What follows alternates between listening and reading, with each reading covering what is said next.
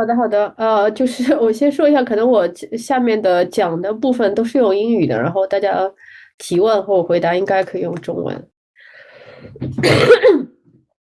Thank you everyone for coming and thank you for the invitation.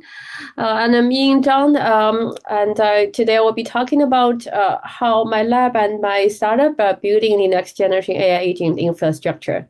So just a little bit about myself. I'm an associate professor at UC San Diego, the CSC department. I lead a lab called WooClap, incubated from WooClap.io. I'm also the founder and CEO of GenC AI, GenC.ai. It is an agent infrastructure startup, largely built on top of my own research. And overall, I had 15 years of experience in systems and infrastructure. Previously, I was mainly working on data centers and cloud computing. So for the past 5 years or so, I mainly worked in various systems and machine learning problems, initially with a little bit of training, but recent years mainly focusing on the serving side and a lot of agent stuff, which I will be talking about today. If you're interested in joining my lab or my startup, and so my startup is hiring several interns right now.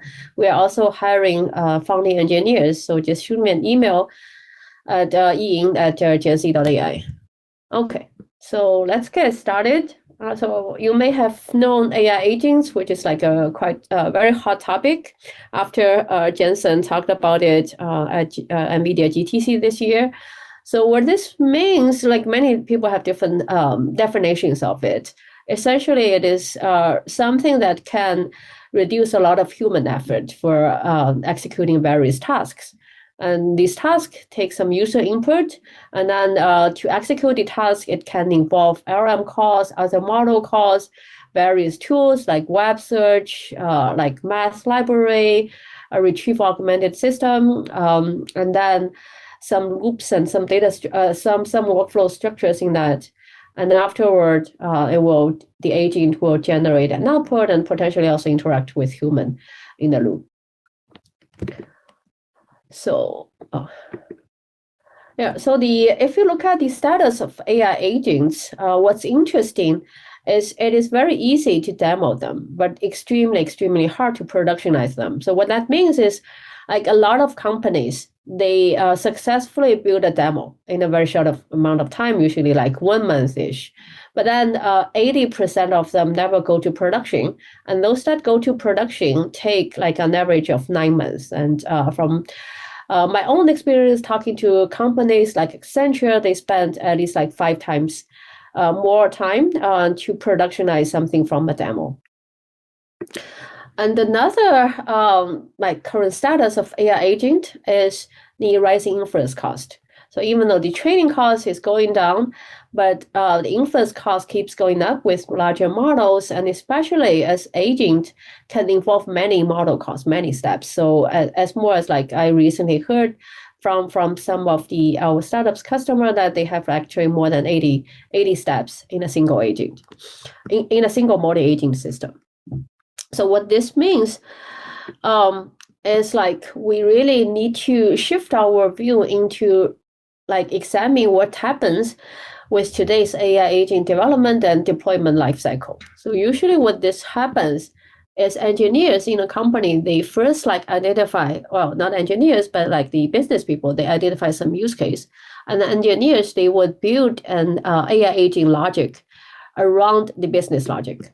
And then they would like curate data and then write evaluators, do testing. And then after that is done, like the test result usually is not good enough. So they usually involves a lot of like tuning of their AI agents, which can be like they would change the structure of an agent, maybe improve the code, maybe do try different models, do a lot of prompt engineering. After that, go back to like test again, or maybe curate more data. And then this goes in the loop and iterations. And after this is done, they pass their test criteria. They would now set up the serving infrastructure to actually execute this agent, to deploy the agents. And then they would also have some monitoring in place. And then if the monitoring finds something wrong, and then would again go back to the test and tuning cycle. So if you look at this life cycle, the top row, there are actually tons of frameworks in doing that, like LangChain, Llama Index, Crew AI, DeFi, a lot of Snorkel, a lot of tools and frameworks for developers to build AI agents and to curate data to write evaluators. But the bottom is the real headache from our own experience talking to companies. And the bottom really doesn't have much work. So this is where our work comes in. So the first piece of work I will talk about is Cognify. What it handles is to automate this whole tuning process of agents. And then the second one I will talk about actually is Preble here, which handles a distributed serving system for targeting some of the agent type of LLM inference system. And then finally, it's the InferCept, where it's more like MCP type of tool calling style of agents. So this is what my talk will be about today. Yeah, so we'll start with the latest work, which is Cognify under submission. And it is an AI agent optimizer. And then the second one is Preble, which will appear at iClear 2025 in a few weeks. It handles specifically long and shared prompt for distribute when it deals about distributed serving. And the last one is InferCept, published at last year's ICML. And this targets towards some sort of like LLM serving plus other tool calling. So let's first, any questions so far? Can you guys still hear me? Okay, I assume that is a no. Yeah, so the first, let's just jump into Cognify.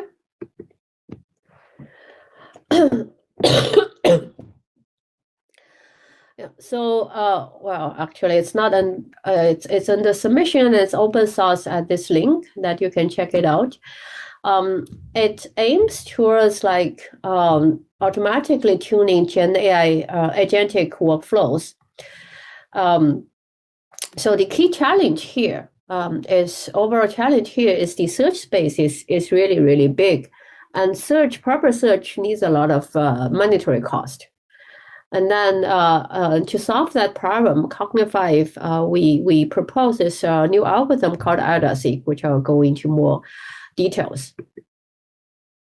So yeah, the challenge here is, let's assume if an agent only involves, like a small agent that involves 3 large language model calls, and then let's say there are different ways you can tune each step, maybe try different models, try different prompt, and let's say there are 12 configurations for these steps in total, each with maybe 3 options. Like one configuration can be different models, like 3 different models. One configuration can be like whether I add different reasoning prompt, system prompt to it. Maybe like another configuration is like, do I add future examples? So there are many configurations like this. So let's just assume there are only 12 of them. So if we do like a grid search, the whole search space that we want to explore all the possible configurations to this 3-step agentic workflow, this takes 531,000 runs. So like more than 500,000. And each execution, each exploration of a configuration combination actually involves executing the workflow. And executing it, let's assume it is executing a GPT-4o, which is like $10 per 1 million token. That amounts to a total cost of $53,000 and weeks to actually go over the entire search space. So we start from a very realistic and simple question. Like, what's the best we can get with a small number of trials? Let's say 128 or even then 10 trials. Is it possible to actually be able to improve an agentic workflow with, let's say, just $5 and under 30 minutes? So our approach to solve that problem, the huge search space problem, is what we call adaptive hierarchical search. So I will go through what that means, but overall what we do is we like partitioning the search space into different hierarchies. And then we use the result of execution to drive how we actually navigate the search space, both in terms of how we partition the search space and also how we allocate the search budget to different areas of the search space. So the first, like, let's say if we start just from like a flattened search space, and this search space has high dimensions, like what I just described, there can be like 12 configurations.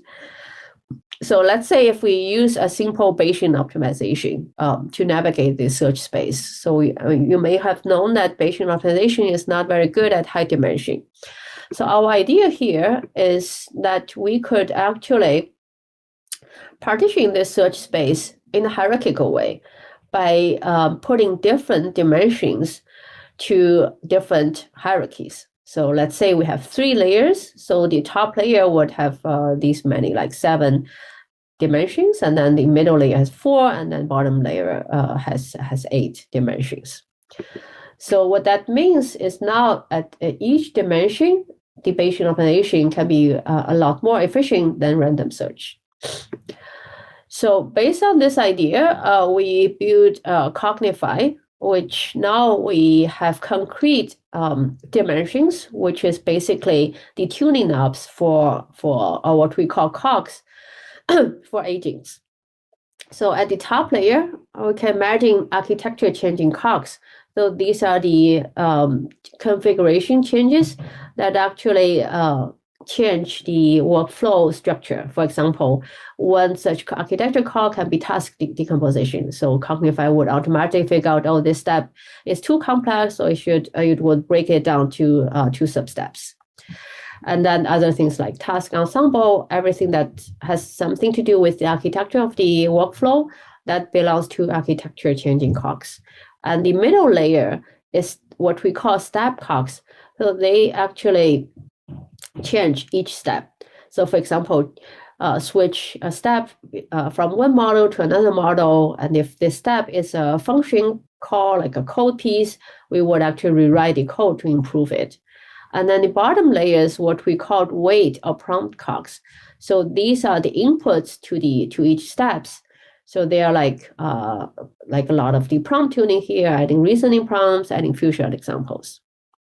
So the way that we do search after we have this hierarchy is now we have the user input. User input would say that, oh, I have a search budget.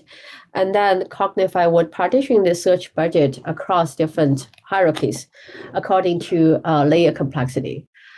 And then the other technique that we use is we actually direct search budget to more promising configuration using a technique called successful halving.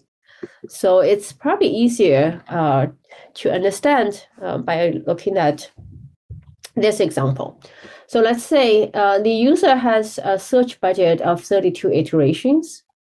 And then first, we actually sample different architecture cogs. Let's say we have 2 samples, and then we partition the budget, total budget, into half and half because we have 2 samples at the top layer. So each partition gets 16 iterations. And let's say this is the workflow, so only 3 steps.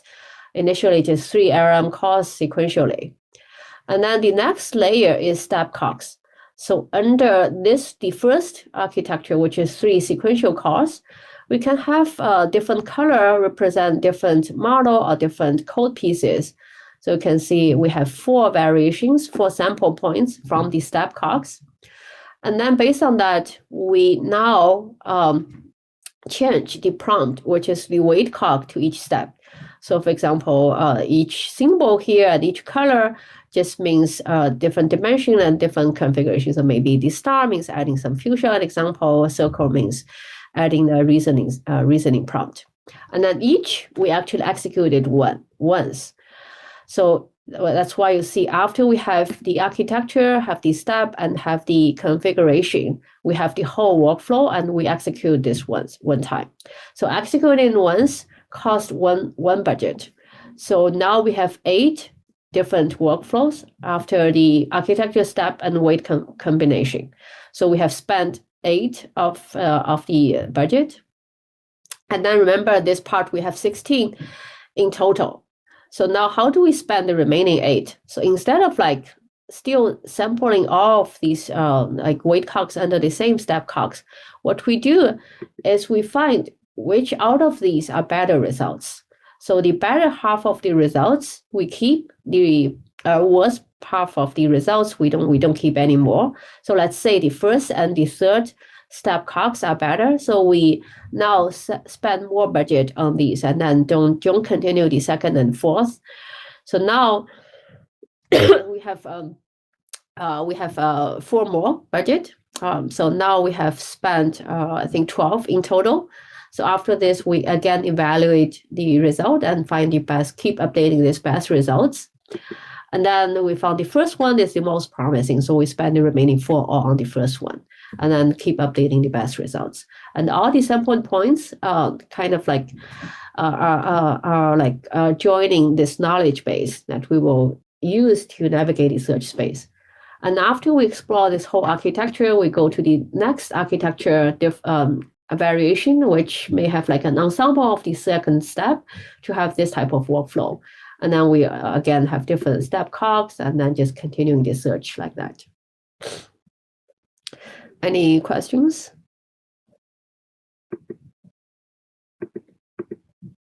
Okay, so let's look at a demo that how to run it. So basically, you just say Cognify optimize your agent workflow.py, and this will first load a workflow, load the training data, do a dry run of the original workflow to get the original workflow's quality, cost, and latency.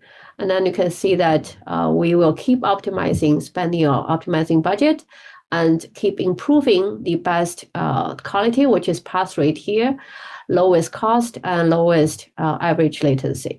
And this example, I believe, is a text to SQL transformation. So we start from, we start from an existing text to SQL workflow and then optimize that. Sorry, I have to play this again. Let me see if I can. Yeah, so what you can see is after the optimization, it will actually generate multiple outputs. So these represent different optimization possibilities. So for example, one is like the optimization 1, it improves the quality by 15%.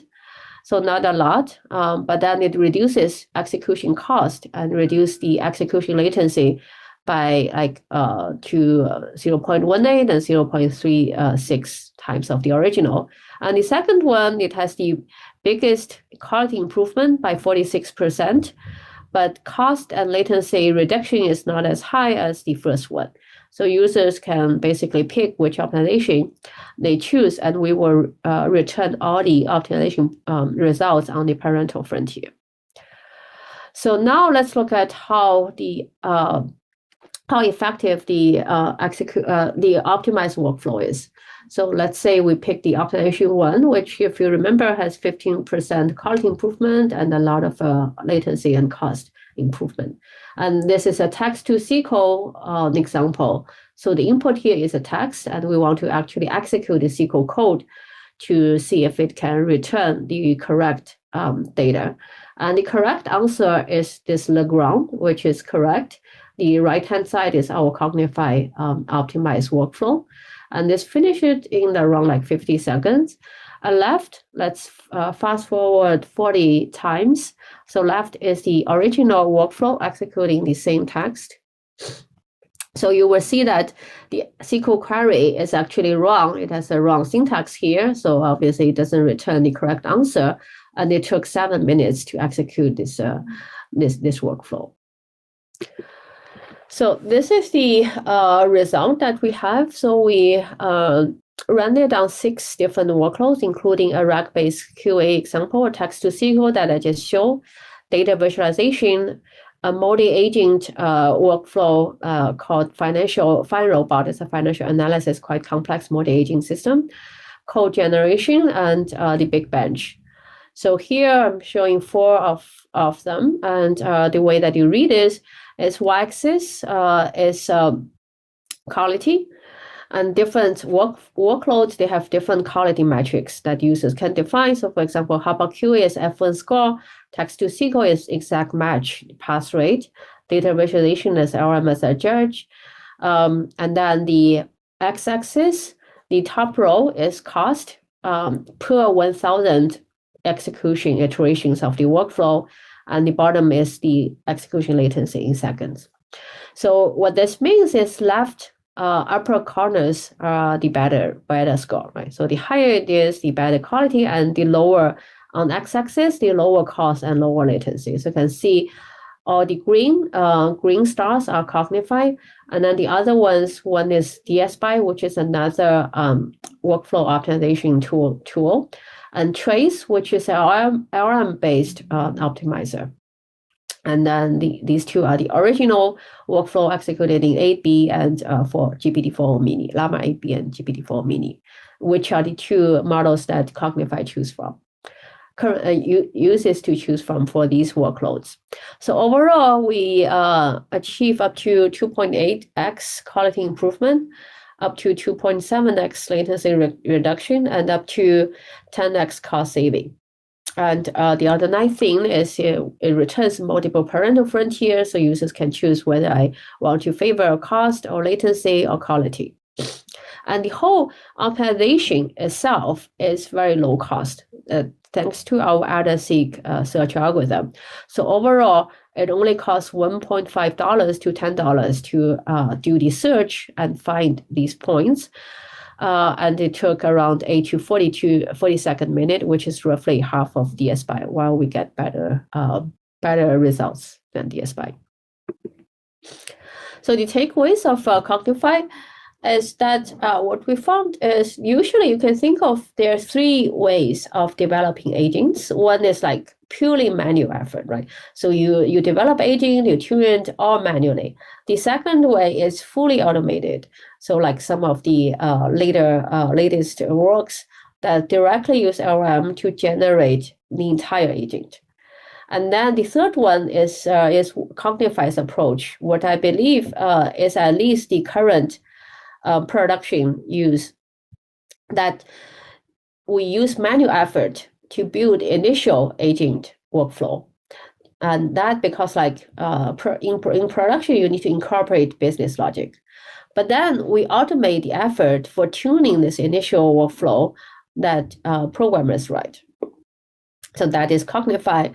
So if you're interested in this, feel free to please start our Git repo, and you can also join our Discord.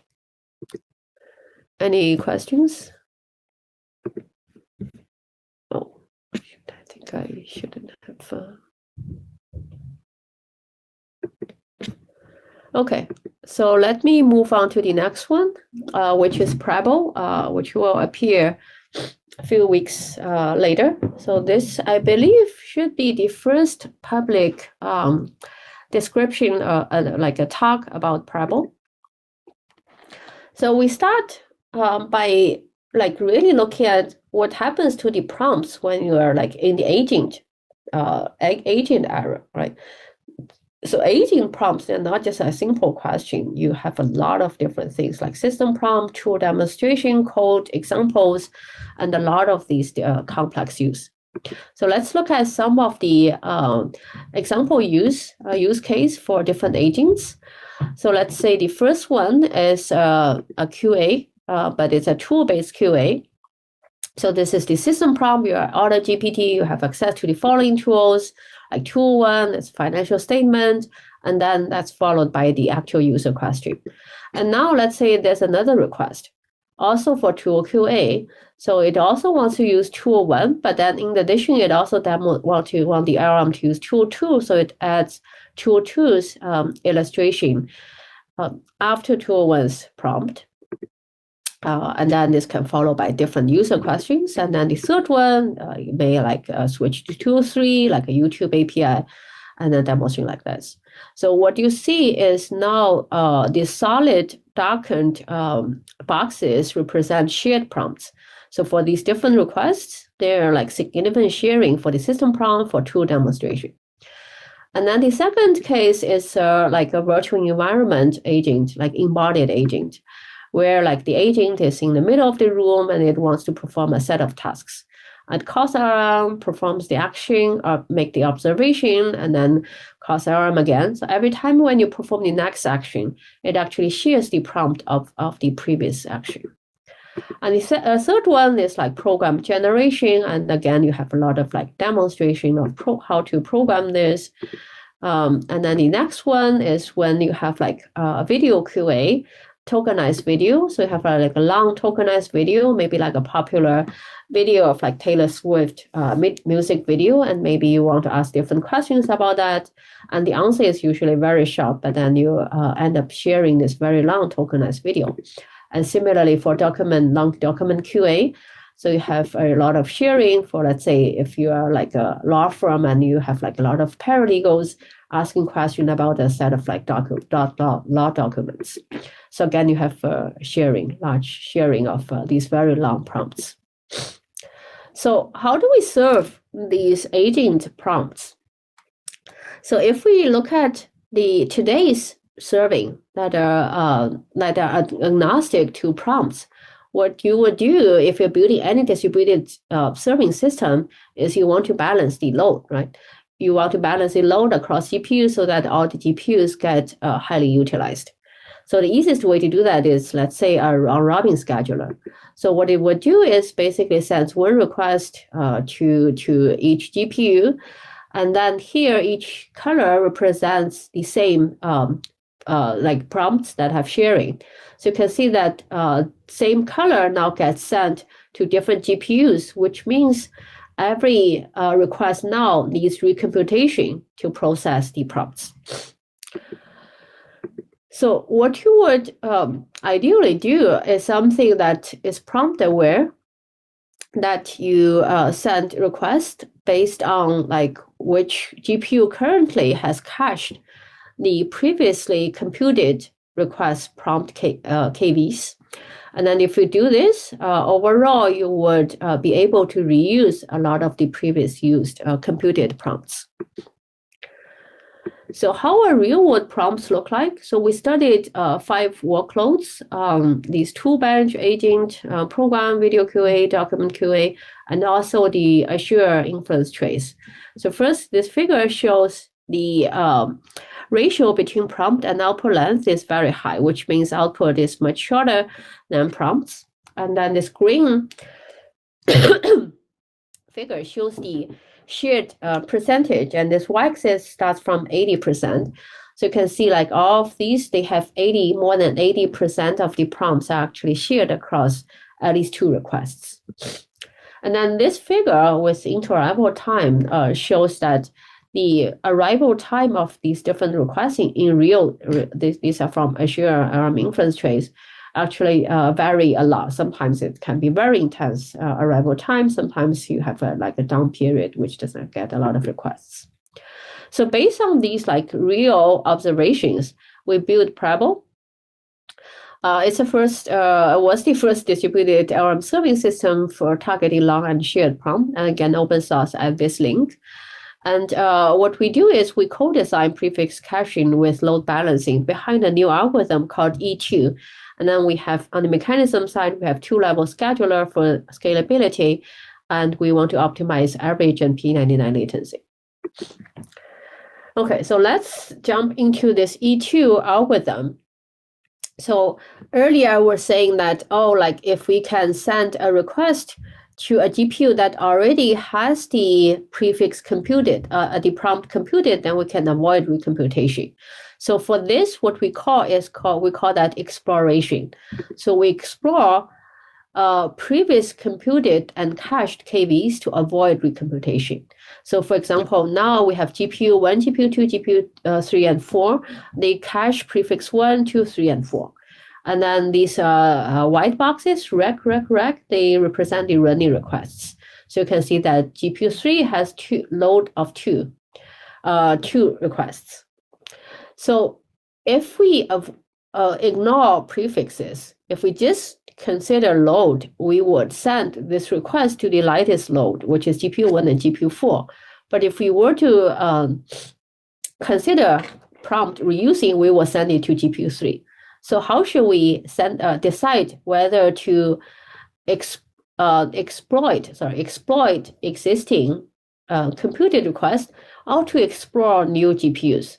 So our idea is very simple. So we use a comparison of how long the shared prefix versus the unique part of the token of the prompt is.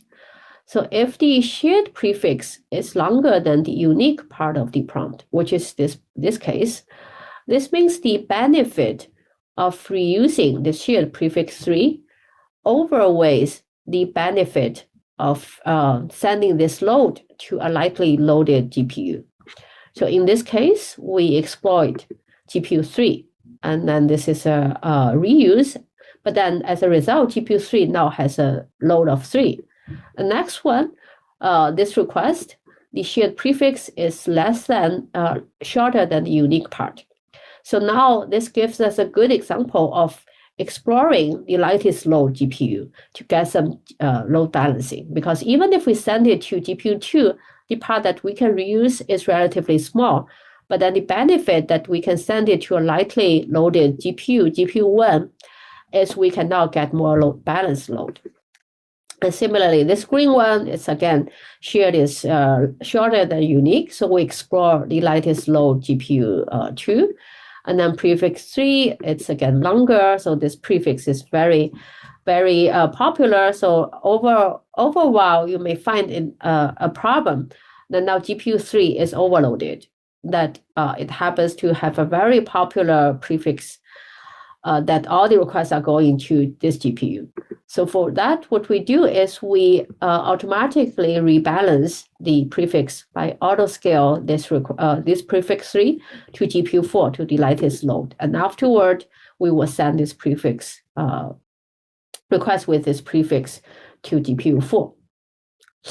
Yeah, so this is the idea behind E2 algorithm, which we basically takes an approach of greedy exploitation versus exploration.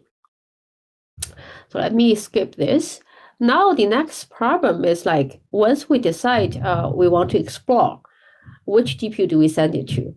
So the idea here is we want to achieve balanced load. So that means we need to measure load. And this load is not just running batch, but it also the load to be evicted to run the current request, which is the second part here, and also the cost to run the current request. And then we measure the overall cost for each GPU by adding the total request load, the load to be evicted, and the cost to run the current load, and then pick the one with the minimal cost. So that is the policy side. On the mechanism side, this is the overall Preble architecture. It is built on top of SGLang. And then we have a global scheduler that we largely rewritten by having a global prefix tree, matrix analysis, the scheduler, the rebalancer, and then on the local, we have changed the local scheduler to allow fair queuing. So all the requests first go to global, global sends it to the local, and local will schedule this request on the local GPU. And once it evicts finish a request, it will report this back to the global scheduler, as global scheduler with updated load. So this is the result. This is a big matrix. So we are comparing Preble with SGLang. So SGLang is the orange line, and x-axis is average and P99 latency. So lower is better. Y-axis is average and P99 latency. And x-axis is RPS, request per second. So you can see that overall we achieve 1.5x to 14.5x on average latency and 2x to 10x latency reduction on P99 latency. So this paper was released in May 2024. Since it was released, we saw a lot of production systems now allowing prefix sharing and cheaper prefix sharing, including Anthropic, OpenAI, and Gemini. And also Moonshot AI, they had a paper that won, I think, the best paper award at FAST, and their system was directly inspired by Preble. And OpenAI, they internally also run their distributed prefix cache, like just like Preble.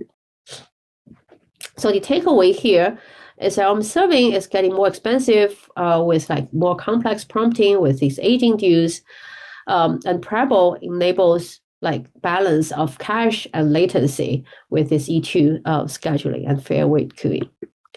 Any questions?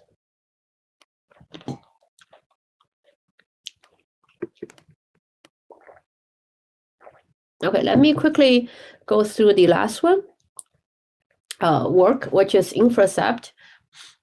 So let's just quickly, I think probably all of you know this, how our inference work.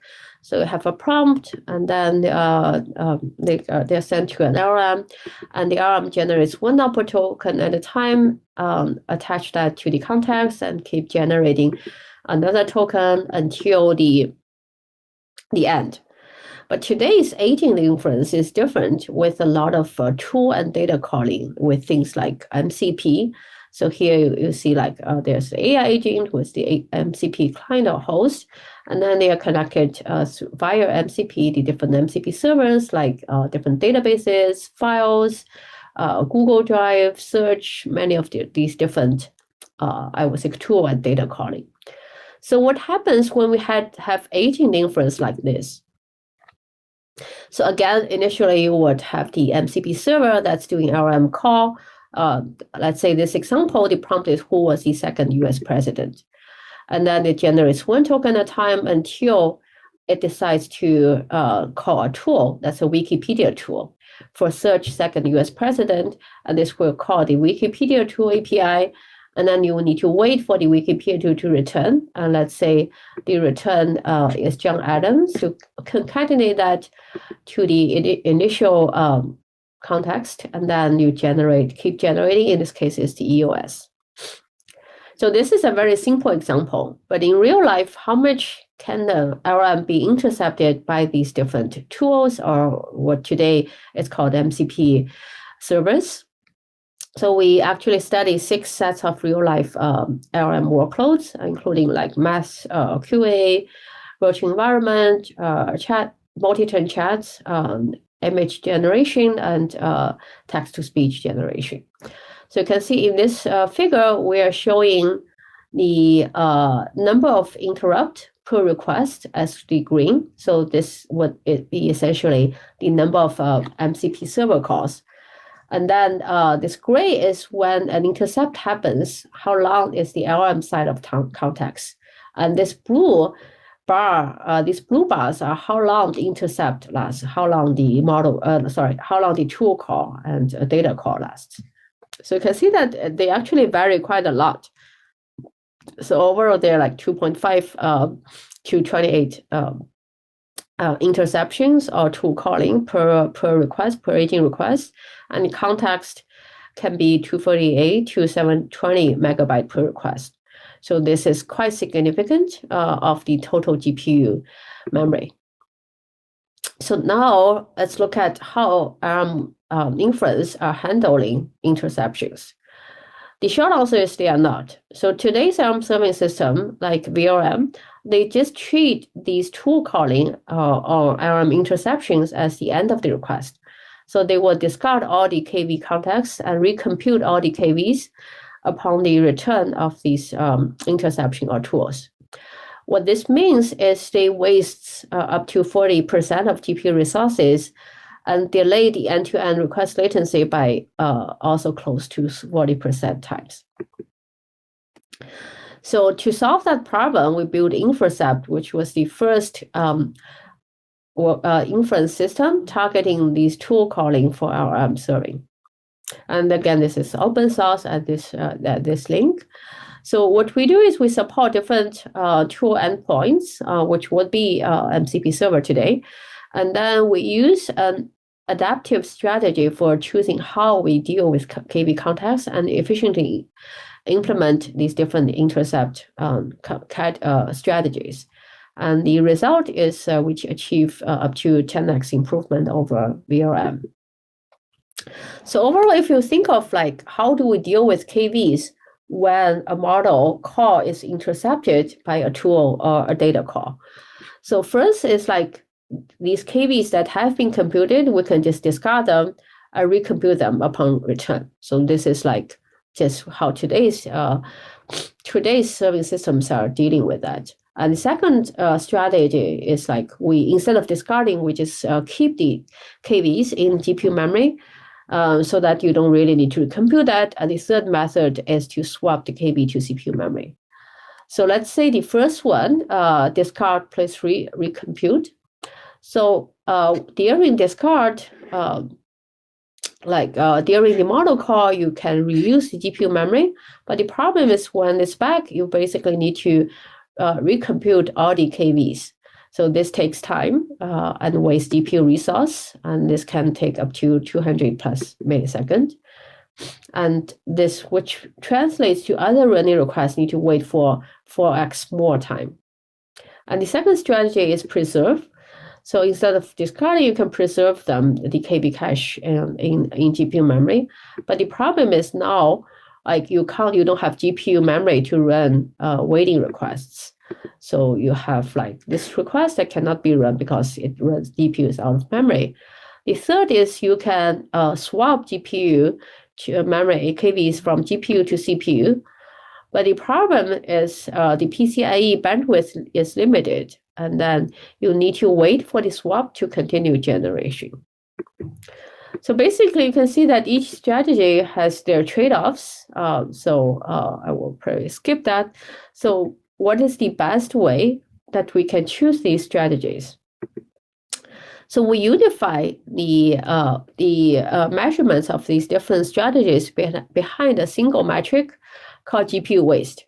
So this just means the total amount of unused GPU memory that is caused by either reuse or by wasted preserved memory that is not used for running new requests.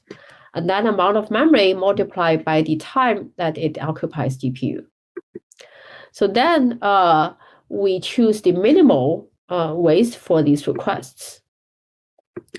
So now this policy is obviously quite simple, but for each strategy, can we improve it further? So for discard, we actually improve the recomputation by chunk the recomputation tokens into different chunks, and then recompute one token at a time. And as soon as this is recomputed, we can basically reuse that to maximize the use of the GPU by chunking it. And similarly for swap, we do a chunk and pipeline swapping. So when we are doing like layer by layer model forwarding, we actually also swap the layer KVs to the CPU and basically just be like that. And if we keep the swap speed under the CPU limit, we can basically treat swap for free.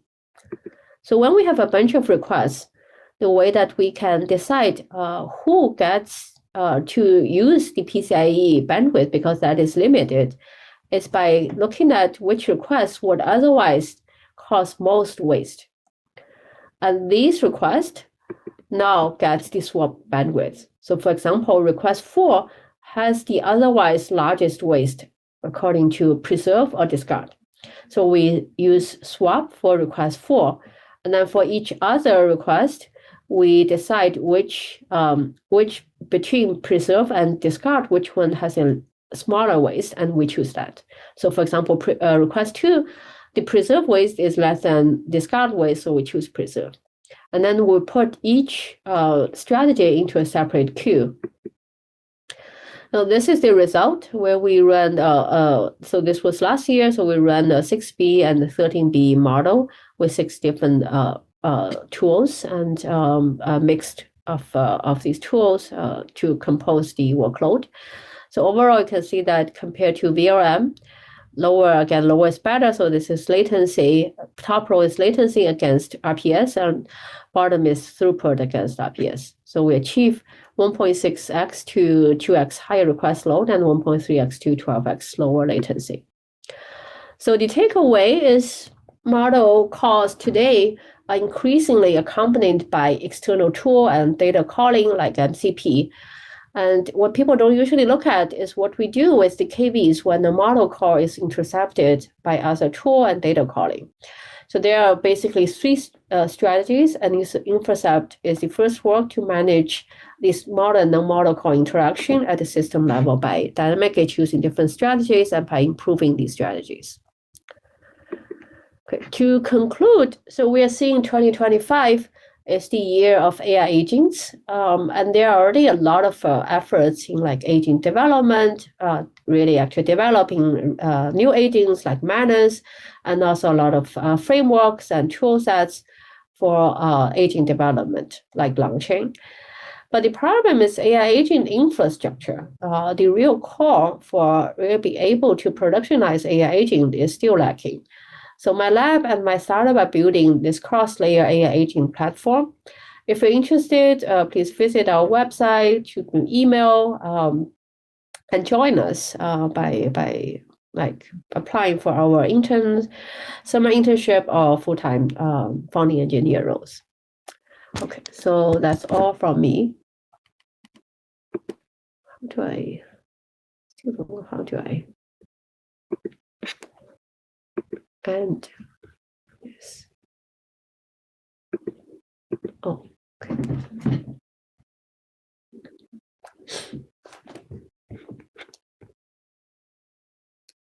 Hello， 还能听得到吗？可以的，您看一下右边有一些问题，您可以回答一下。Okay， 第一个问题 ，Will the AI agent benefit from local PC deployment? Is the remote deployment plus local code execution already enough? So this is a very good 我还是用中文说啊，这个问题很好，这个其实是有这个涉及到一些我们组现在在搞的一些新的方向，就是更多的是一些 personal use 的 AI agent。就目前来说的话，因为现在有一些这个model 这个 endpoint 也够快，主要的 performance 的 bottleneck 其实不是在 model 这块，所以当然你放在 local 的 PC 会更快一点，但是可能因为现在质量还是不太高，所以可能你还是靠一些 closed source 的model API 会质量更高，而且大部分的 performance bottleneck 其实不在 model call 那块，更多的是在一些 local 的 compute 这种包括它分析啊，包括 click 这些上面，然后第二个是 ADA-seq 算法如何确定更层级的复杂度？这个问题非常好，就是这个东西我们是就是有不同的 hierarchy， 我们有不同的optimization 我们叫 cogs 嘛，所以我们的其实是用了一个 heuristics， 就是说每一层看一下总共有多少 configuration， 有多少 variation， 然后根据不同的，比如说第一层有10个，第二层有100个，那第二层就会比第一层多了差不多10倍的搜索的预算。当然这个不一定在 runtime 的时候 ，runtime 时候可能第二层可能有1-2个 configuration 就好了，其实不用用那么多。那我们在 runtime 的时候会重新分配，但是这个是一个初始的时候，我们就会根据不同的层的现在静态的一个搜索的难度和搜索的这个范围来分配。Ruby, can we use some multiple objectives optimization algorithm like evolutionary optimization, dynamic set, request interception strategy? Potentially 可以，但是这个的问题就是说，我们现在要 select 这个 request， 这个 strategy， 你是要非常快的，因为这个东西你有一个 global scheduler， 然后你经常有这些 tool call 的时候，你其实等于 scheduler 你得 run 的比较快，你 run 的一些比较复杂算法复杂度比较高的这个算法的话，你的 scheduler 就慢了，所以我们只能用一些比较简单的 heuristic， 然后来达到你整个 global scheduler 的一个 scalability。Ruby 还有 any thoughts on the so-called next generation AI infra in the future？ 我觉得我们这个就是 next generation。We can now focus on like AI agents, which is not just like a single model call, right? So you have like complex different model calls, parallelism, different tool calling data, right? So all of these need to actually be improved for the entire infrastructure. Michael 说，请问觉得 AI agents workflow serverless 结合有哪些 challenges？ 可能你可以在再说的详细一些，我先回答下一个，就是你具体你说的 serverless 是不是就 serverless computing 这个概念？下一个说怎么处理不同类型的工作流组件的调优，在调优过程是否存在依赖关系？对，这个问题很好，其实这个我们也在摸索，就是你的意思是说，我们可以自动的来调这些调工具啊，然后调用不同的工具啊 API。这些可能是需要一些更多的一些数据积累，对吧？这个工具到底在具体的不同的场景当中会有这个的效果有多好？所以这个其实是有一个数据积累的，有一个你得有一个 training data set 来看一下这些 tool 到底有多好。然后最后一个问题 ，Preble 调度 shared prefix unique 直接比长短。对的。就是根据长短，就是一个非常那个简单的一个，但是在reality 里确实 work 比较 effective，就是通过 share 的部分和 unique 的部分哪个长，如果是 share 的部分长，那就是 prefix 优先；如果是 unique 长，就是 load balance 优先。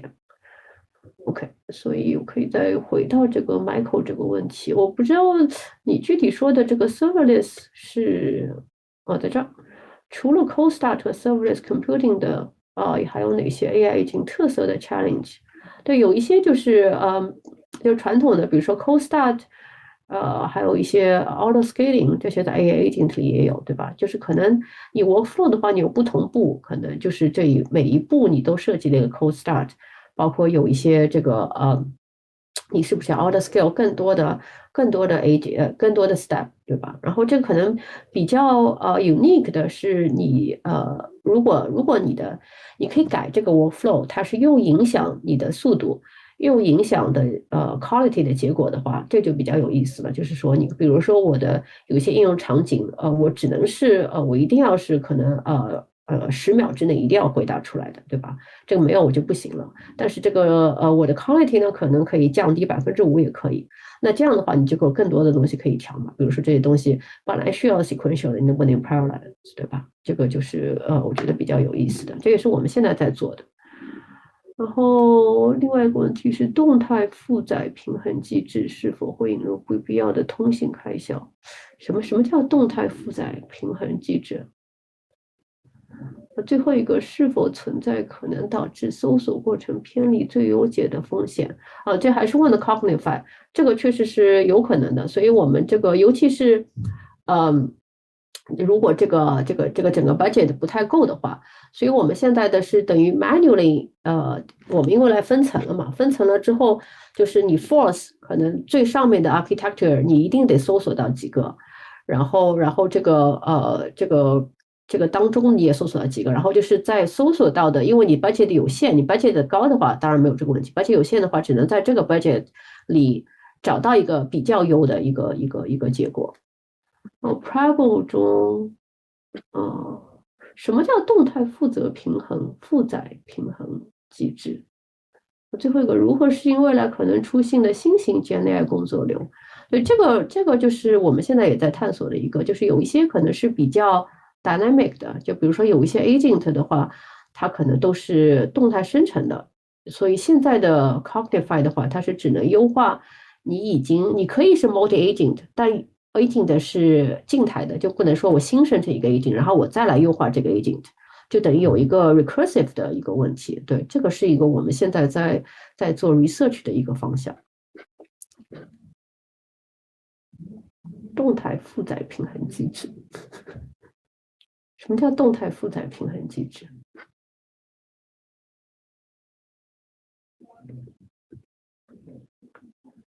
看一下还有没有其他问题，或者这个问题，请这位问的朋友可以在那个再解释一下。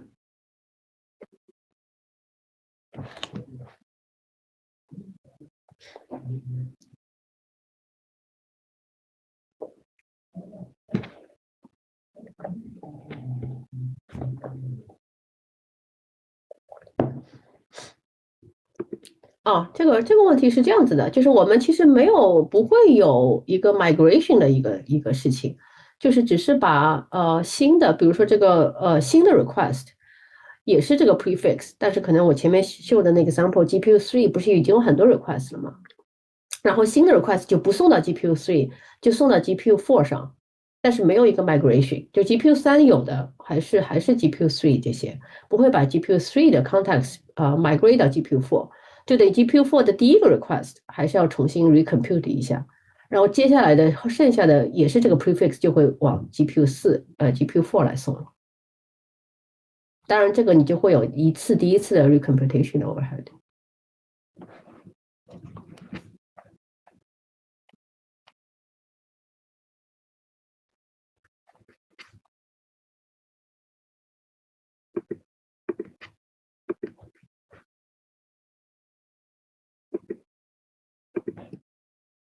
OK，感谢张老师的解答。OK，大家还有没有其他什么问题呢？